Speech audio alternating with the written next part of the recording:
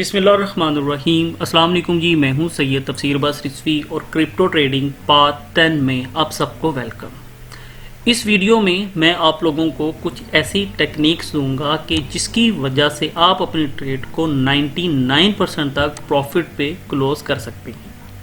इससे पहले 9 वीडियोस में मैंने आप लोगों के साथ मल्टीपल इंडिकेटर्स को डिस्कस किया और फिर कुछ वीडियोस में इंडिकेटर्स के कॉम्बिनेशन पे भी डिस्कस किया कि आप अपनी ट्रेड को 90% तक प्रॉफिट पे कैसे क्लोज कर सकते हैं। आप मेरी तमाम videos Facebook page, YouTube channel और टेलीग्राम चैनल से हासिल कर सकते हैं। लिंक्स आपको वीडियो की डिस्क्रिप्शन से हासिल होंगी। ये कोर्स बेसिकली उन लोगों के लिए है जिन्हें ट्रेडिंग का कुछ भी नहीं पता है और वो जस्ट $100 के साथ अपना सर्वाइवल स्टार्ट करना चाहते हैं। तो उनके लिए गुड न्यूज़, इस वीडियो में मैं आप लोगों के साथ पीवियर पॉइंट और बोलिंजर बैंड के कॉम्बिनेशन को डिस्कस करूंगा। ये है कि भाई आप कर सकते हैं। सो हम अपनी वीडियो को स्टार्ट करते हैं। जैसा कि मैंने आपको पहले अपनी वीडियो में बताया था, क्या होता है कि अगर हम कोई इंडिकेटर सेट नहीं करते हैं, जस्ट हम ऐसे ही चार्ट को देखते हैं, तो जहाँ से देखें हमें क्या नज़र आता है कि इस कैंडल ने यहाँ पे आके इस लेवल को तोड़ने की कोशिश की मगर नहीं तोड़ सकी। फिर से एक सेकंड कैंडल उसी लेवल पे बना मगर यहाँ से ऊपर नहीं जा सका। एक तीसरा कोशिश किया गया, बहुत ही कमज़ोर कोशिश हुआ, फिर भी ये लेवल नहीं टूटा। उसके बाद इवेंचुअली आपके जो स्टॉक का प्राइस है वो नीचे गिरा, मार्केट क्रैश हुई। ऐसा किस वजह से होता है कि बाज़ात स्टॉक ऊपर नहीं जा पा रहा होता है और फिर बाज़ात एक लेवल पे आके उससे नीचे भी नहीं जाता है। उसके लिए हमारे पास एक इंडिकेटर होता है जिसे कहते हैं पीवियर पॉइंट। मैं साथ साथ इसका सेटिंग भी करूंगा, आप वो देखते रहिए। पीवियर पॉइंट एक ऐसा इंडिकेटर है, आपने सुना होगा कि जब हमें एक न्यूज़ मिलता है कि अगर इस कॉइन ने अपना ये लेवल तोड़ दिया तो फिर ये इस लेवल तक ऊपर जा सकता है, और अगर इस कॉइन ने इस स्पेसिफिक लेवल को ब्रेक ना किया तो फिर आपका कॉइन इतना नीचे भी आ सकता है। तो वो लोग क्या करते हैं, पीवियर पॉइंट को स्टडी करते हैं। भाई पीवियर पॉइंट को स्टडी करने से ही आपको पता लगता है कि कौन सा कॉइन कितना नीचे जा सकता है अगले 2-4 घंटे में और कौन सा कॉइन अगले 2-4 घंटे में कितना ऊपर आ सकता है। तो ये मैं अपने चार्ट पे पीवियर पॉइंट ला चुका हूँ। अभी मैं इसकी सेटिंग कर रहा हूँ। आप यहाँ से देख सकते हैं कि आप पहले इनपुट में जाइए। इनपुट में जाके आप नंबर ऑफ पीवियर पॉइंट्स को 3 कीजिए, ऑटो रहने दीजिए, ट्रेडिशनल को आप फिबोनाची कीजिए, ओके कीजिए। दोबारा से आप सेटिंग में आएँ, स्टाइल में आइए। स्टाइल में आने के बाद आप इसका यहाँ से अपनी मर्ज़ी से जो कलर स्कीम है वो तब्दील कर सकते हैं, थिकनेस भी इसका चेंज कर सकते हैं, सो दैट आप अच्छे से एक चार्ट को स्टडी कर सकें। क्योंकि जो चीज़ दिखने में जितनी आपको अच्छी नज़र आएगी उतना ही आप उसे एंटरटेन होंगे। तो ये आपका जो पीवियर चार्ट है ये यहाँ पे रेडी हो चुका है। इससे पहले कि मैं इसके ऊपर बोलिंजर बैंड भी सेट करूँ, उससे पहले मैं आप लोगों को कुछ चीज़ यहाँ पे बताना चाहता हूँ, बेसिकली उन लोगों के लिए जो इस वीडियो में बिल्कुल नए हैं। आपको जो ये ब्लैक लाइन नज़र आता है ये हमारा पीवियर पॉइंट है जहाँ से आपका ट्रेडिंग स्टार्ट होता है। उसके ऊपर जो आपको 3 लाइंस नज़र आती हैं, इसे आप रेजिस्टेंस 1, रेजिस्टेंस 2 और रेजिस्टेंस 3 कहेंगे। और अगर आप पीवियर पॉइंट के नीचे देखें तो यहाँ पे भी आपको 3 लाइंस नज़र आएंगी। ये आपका सपोर्ट लेवल 1 है, सपोर्ट 2 है और सपोर्ट 3 है। अभी चार्ट को सेट करने से पहले मैंने आप लोगों से इस चीज़ को डिस्कस किया। इस कैंडल ने इस लेवल को तोड़ने की कोशिश की, फिर से सेकंड कैंडल ने किया, थर्ड ने किया, फोर्थ ने किया, फिफ्थ ने किया, सिक्स्थ ने किया, इवन 7th कैंडल। मेरे पास एक कैंडल जो है यहाँ पे 1 आवर का है। 7 घंटे तक मुसलसल इस लेवल को ब्रेक करने की कोशिश की गई मगर ये लेवल ब्रेक नहीं हुआ। अगर किसी को पीवियर पॉइंट का नहीं पता था तो वो बेचारा इसी कश्मकश में था। तो इस जगह पे आखिर ऐसी क्या रुकावट है या कौन सा यहाँ पे ऐसा जिन भूत है जो कि यहाँ से स्टॉक को ऊपर नहीं जाने देता है। तो भाई ये आपका पीवियर चार्ट है जो कि यहाँ पे इसे रुकावट देता है कि अभी आप यहाँ से ऊपर नहीं जा सकते हैं। और फिर क्या हुआ, मार्केट यहाँ से नीचे गया।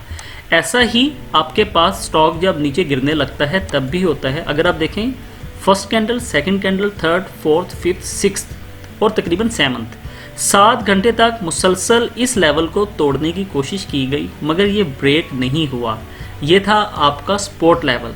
जब आपका स्टॉक नीचे गिरने लगता है तो यहाँ से आपको सपोर्ट मिलता है। सपोर्ट मिलने का मकसद ये होता है कि नीचे से आपको उठाया जाता है, आपको पुश किया जाता है। तो जो आपका सपोर्ट लेवल होता है ये आपको पुश करता है।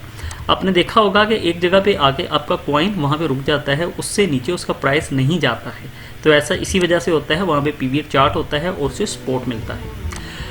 अब हम यहाँ पे बोलिंजर बैंड को भी ऐड करते हैं। जैसा कि मैंने वीडियो के शुरू में आप लोगों को बताया कि एक इंडिकेटर कभी भी काफ़ी नहीं है, तो मैं यहाँ पे बोलिंजर बैंड पे आऊँगा।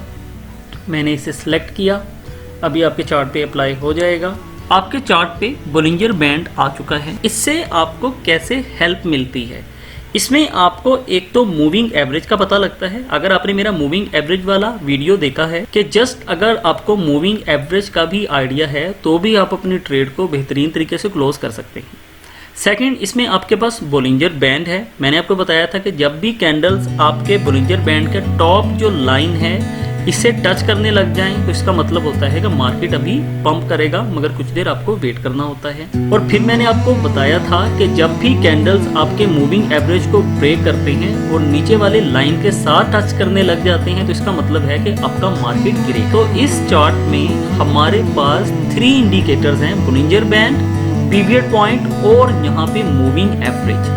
अगर आपको इस चार्ट को अच्छे से स्टडी करना आ जाता है तो यकीन मान लीजिए अगर आप अपनी 10 ट्रेड्स ओपन करते हैं तो इसमें आपके पास 80% तक पॉजिटिव रिजल्ट्स आते हैं। मतलब कि 10 ट्रेड्स में से आपकी 8 ट्रेड्स जो हैं वो कामयाब होती हैं। सपोज कर लीजिए हमारे पास यहाँ पे नीचे पीरियड पॉइंट नहीं है, तो हमें यहाँ पे क्या पता लगता है कि मूविंग एवरेज को इस कैंडल ने ब्रेक किया और जो इसका टॉप लाइन है उसके साथ टच करने लग गया और एक जगह पे आके इसने यहाँ पे छोड़ दिया। तो क्या पता लगा कि आपका ये जो आखिरी कैंडल बना है ये पीरियड पॉइंट के बिल्कुल ऊपर बना।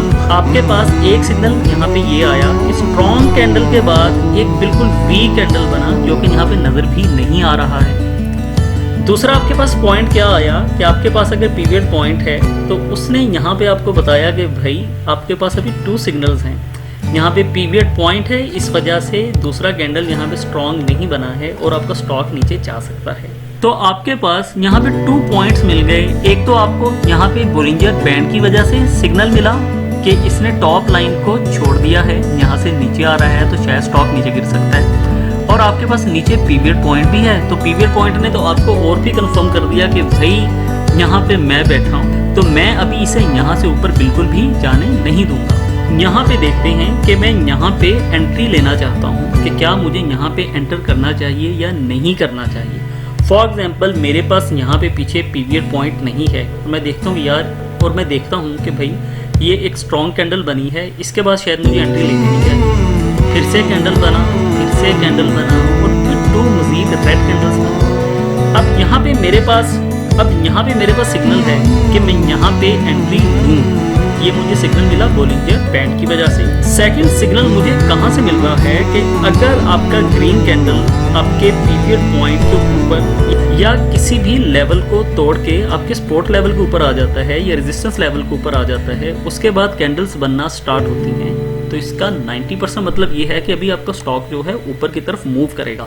ये देखें यहाँ पे एंट्री लिया $51,000 पे और इसने यहाँ पे आकर थोड़ा सा ब्रेक किया $53,000 पे और इवेंचुअली उसने इस लेवल को भी यहाँ पे ब्रेक कर दिया और आपका स्टॉक पहुँच गया 53,800 पे। सो ये एक मुख्तसर सा वीडियो था जिसमें मैंने आप लोगों को बोलिंजर बैंड और पीरियड पॉइंट को इकट्ठा डिस्कस करना बताया। इस वीडियो के एंड पे मैं आप लोगों को एक टेक्निक बताऊंगा, एक मशवरा दूंगा कि अगर आप ट्रेडिंग करते हैं और आपको फिर भी नुकसान होता है, आप बहुत सी चीज़ें सीख चुके हैं मगर फिर भी आप पैसे नहीं कमा पा रहे हैं, तो आपने सिर्फ भाई एक काम करना है कि आप जब भी कोई ऑर्डर प्लेस करें उसके बाद आपने मार्केट को आकर देखना नहीं है कि मार्केट नीचे जा रहा है या ऊपर जा रहा है। आपने जहाँ पे अपना प्रॉफिट बुक करना है आपने वो ऑर्डर लगा देना है, उसके बाद आपने भूल जाना है, खाना खाना है, सोना है और फिर 10 से 12 घंटे के बाद आप आकर चेक करेंगे कि आपका ऑर्डर सक्सेसफुल हुआ है या नहीं हुआ है। कीप माई वर्ड्स, 90% जो ट्रेड्स हैं आपके सेट किए हुए प्रॉफिट पे क्लोज हो जाते हैं, मगर जब हम थोड़ा सेंटी हो जाते हैं, डर के अपने ऑर्डर को चेंज कर देते हैं, तो उसके बाद मार्केट पंप कर जाती है और हम नुकसान में आ जाते हैं। इससे नेक्स्ट वीडियो में मैं आप लोगों को बाइनेंस का बताऊंगा कि आप अपने बाइनेंस अकाउंट पे अपना बैंक अकाउंट कैसे अटैच कर सकते हैं, बैंक में अपने USDT को सेल करके अमाउंट कैसे हासिल कर सकते हैं